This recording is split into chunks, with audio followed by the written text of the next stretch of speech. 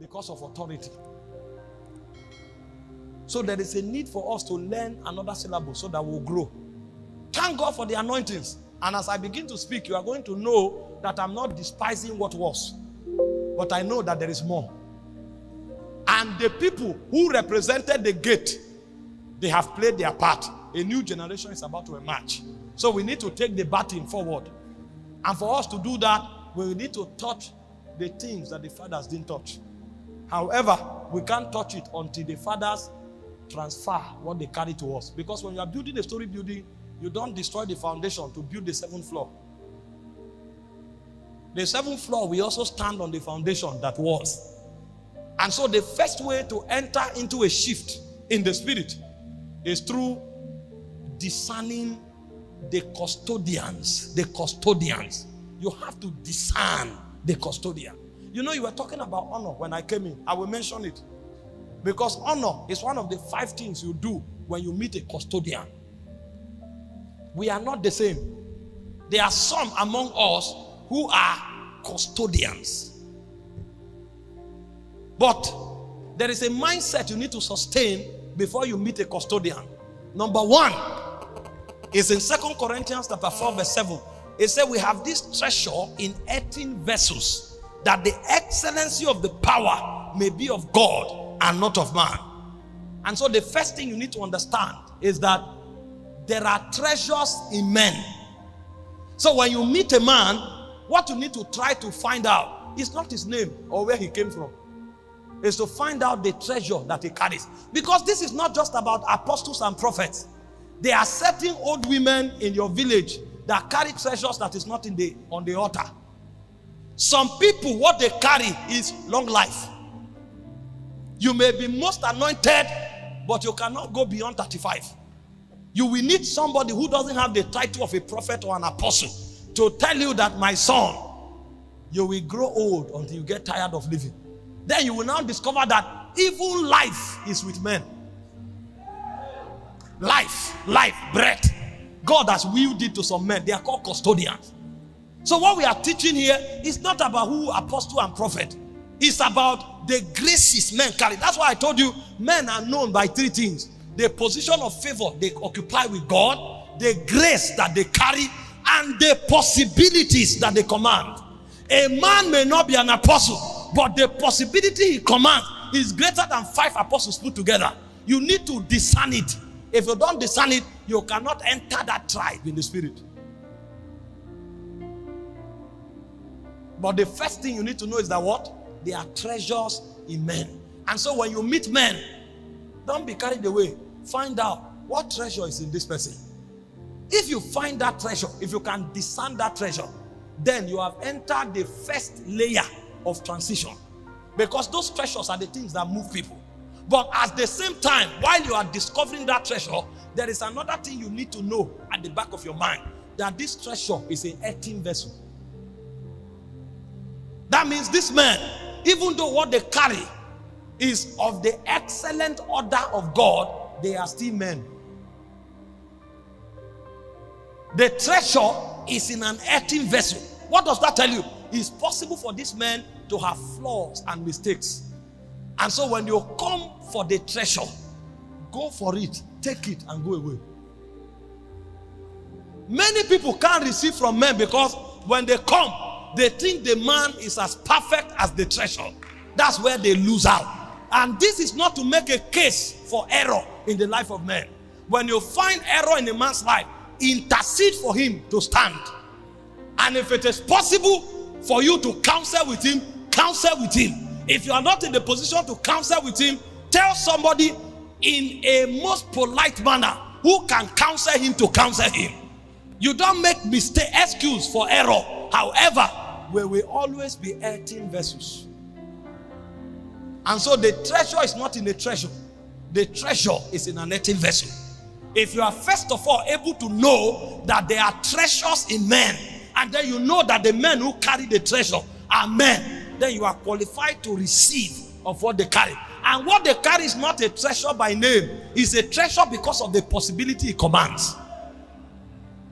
If it cannot command any possibility, it's not a treasure.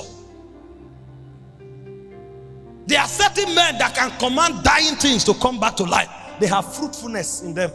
Your business is dying. If they come and say, be blessed, the business comes alive. Your wife is barren. They say, be blessed. Your wife will give birth. It's fruitfulness. It's a treasure. It commands possibilities. A spiritual thing is a treasure because of the possibility it commands. And for a generation to shift, that generation must discern the treasure that different custodians carry. And they must also understand that the custodians are not as perfect as the treasure they carry. That's why I didn't say they are treasures in treasures. They are treasures in earthen vessels. But those earthen vessels, you must know that they are gifts to you, even though they are earthen. That's why I said when he ascended in Ephesians 4 verse 8, he said he gave gifts unto men. So those earthen vessels with their weaknesses, they are gifts to you. They are gifts to you not because they are perfect. They are gifts to you because they are the doorway to accessing the treasure. And so if you don't know how to receive them, they will die with the treasure and take it to the grave. Elisha knew how to receive the treasure from Elijah. But when Elisha died, he carried his own to the grave. And even the bone of Elisha could raise the dead. Elisha did twice what Elijah did. That means the person who took what Elisha carried should have done 4 times, because it's a geometric growth. And the person who took what the person who took from Elisha took should have done, if he did 4, it should have been 16. And then the next person should have done 64. That's how the earth will be conquered. But when an Elisha dies with a treasure, then the earth will go back to a cycle. You need to go to where Elijah found it. Because if Elisha gets it from Elijah, Elisha will not need to do what Elijah did. But if Elisha cannot hand it over, then the generation that comes after Elisha, we have to go back to where Elijah found it. Because Elijah is the one that knows what he did to tap it. That's why the same grace that can be received by an impartation, people are fasting for 10 years to access it. It's not everything that takes time. Certain thing takes a receiving from the custodian that carries it. But if a generation is not wise, they will labor and they will be wearied in their laboring. He said the labor of the foolish wearieth every one of them.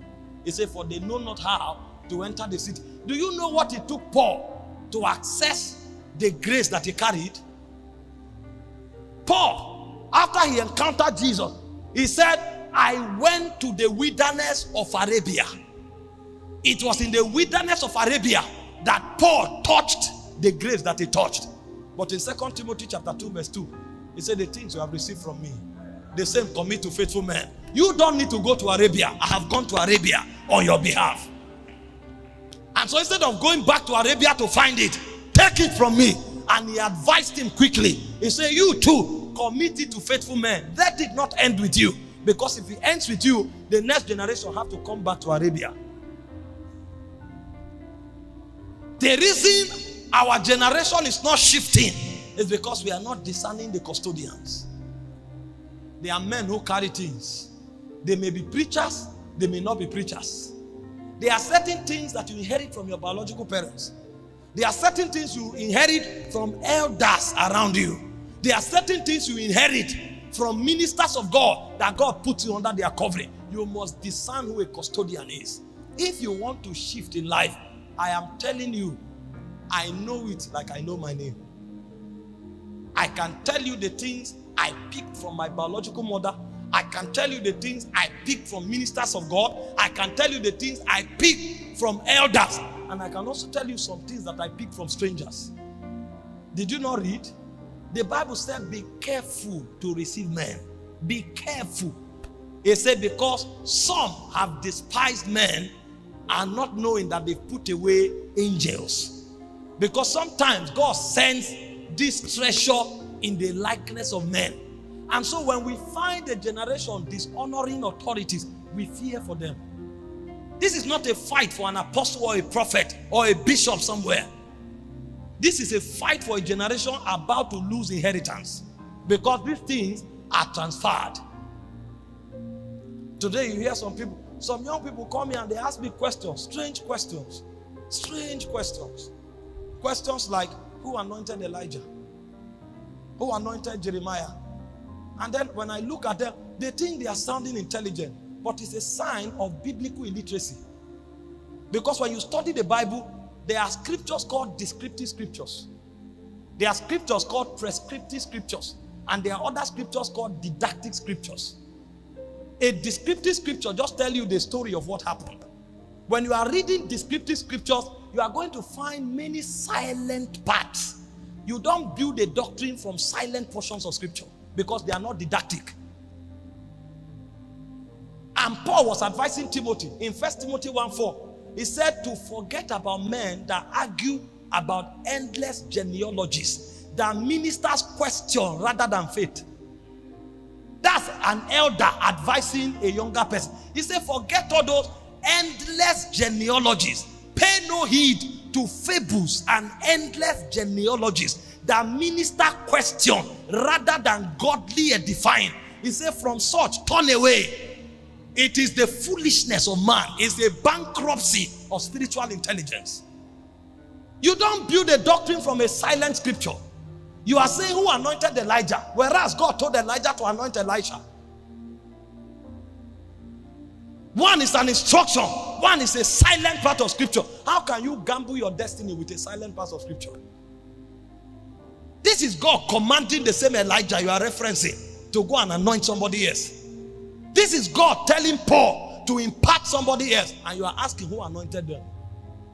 A descriptive scripture tells you a story. You can infer things from them if they will minister faith.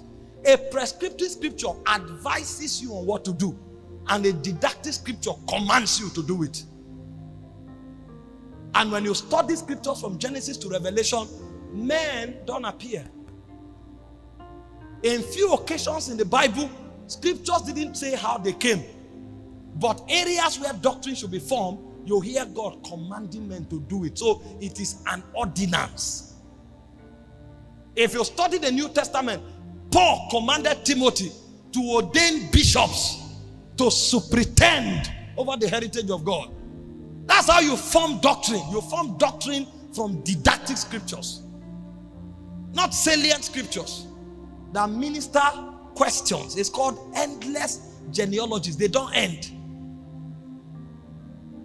And when you think you have arrived, you'll find another question. And the point comes, you become confused like a philosopher that has no beginning or end. And so you've got to be mindful that men carry treasures. Now, when you find a custodian, there are 4 things you should do. Number 1 is to honor them. Honor is different from worship.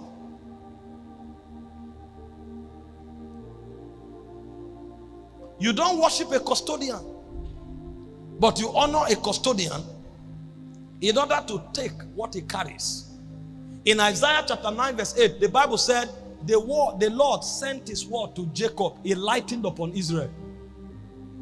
He sent the word to one man, the nation was blessed because of that man. In 2 Timothy chapter 1 verse 6, he said, wherefore I put thee in remembrance that thou stir up the gift of God that is in thee by the laying on of my hand. This is Paul claiming that what Timothy carried, he put it on him. He said the gift of God that is in you because I laid hands on you. So this is not something that ended with Moses and Joshua. This is a scriptural operation, a principle of the Bible. But how can a man lay hands on you except as you discern and honor that man? In Hebrews 7:7, he said, without every contradiction, the less is blessed of the better. The less is blessed of the better. But the way you can receive the blessing of the better is to honor him. Did you read? When Isaac wanted to bless the son, he said, get for me a savory venison that I will eat and my soul will bless you. You know what that means? The blessing is not primarily the word spoken. The blessing is actually a transference from one soul to another soul. You can speak over a man whose soul is not connected to yours, he can't be blessed.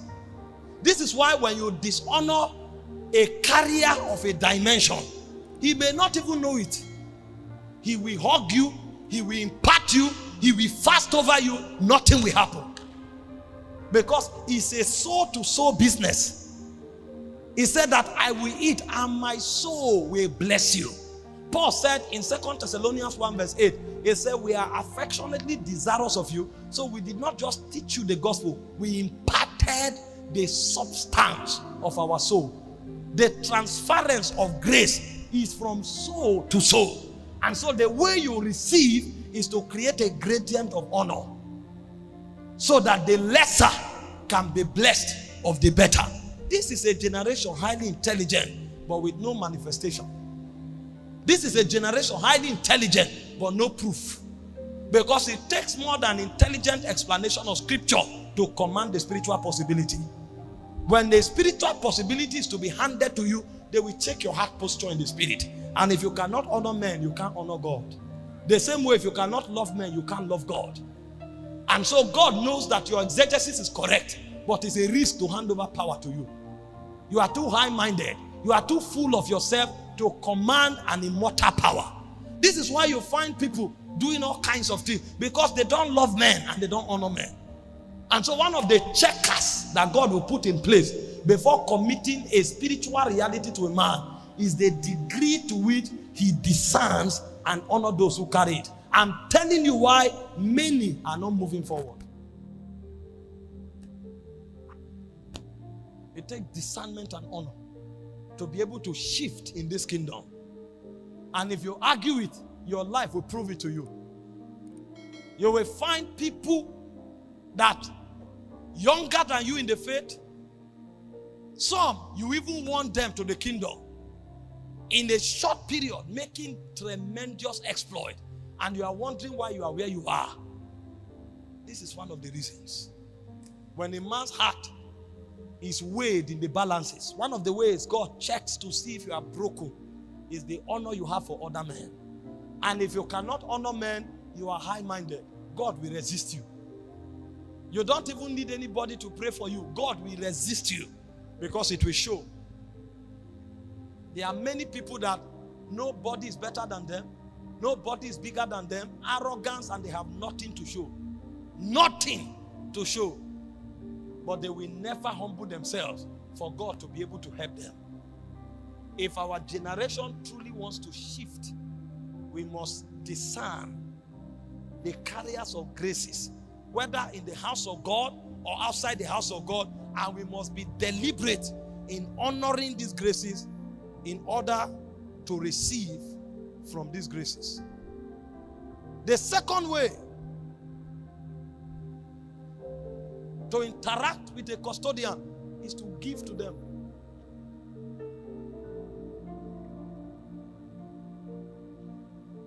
The idea of giving is not an attempt to buy it, because you can't buy a spiritual thing with money. But in the spirit, giving is one of the things that makes room for people. And so when you give to a man, his heart opens towards you. This is not bribery, because all of this action, God is the one vetting it. Remember, when God wanted to ordain 70 elders, he told Moses to call them, lay hands on them. He will be the one to take the spirit from Moses and put on them. So if you go with an attempt to bribe, if you go with an attempt of deception, God will check your heart. Nothing will happen. Your giving actually is a pure intention to honor what they carry and their labor of love. That's what Paul taught in Philippians chapter 4. He said concerning giving and receiving, he said no church gave to me but ye only. And after Paul spoke, he said you have become partakers of my grace. And in verse 19 chapter 4, he said my God shall supply all your needs. So two things happen. Because the church communicated giving to Paul, Paul said number one, they had become partakers of his grace. Paul said number two, my God shall supply all your needs. People quote scriptures out of context. God is not supplying the need of everybody. The man who is praying for a church that communicated to him by giving. He didn't pray that prayer for everybody. He didn't tell every church they were partakers of his grace. The church he told was a church that communicated honor through giving. That's why it was taught. If you study the scripture in Matthew chapter 10 verse 4,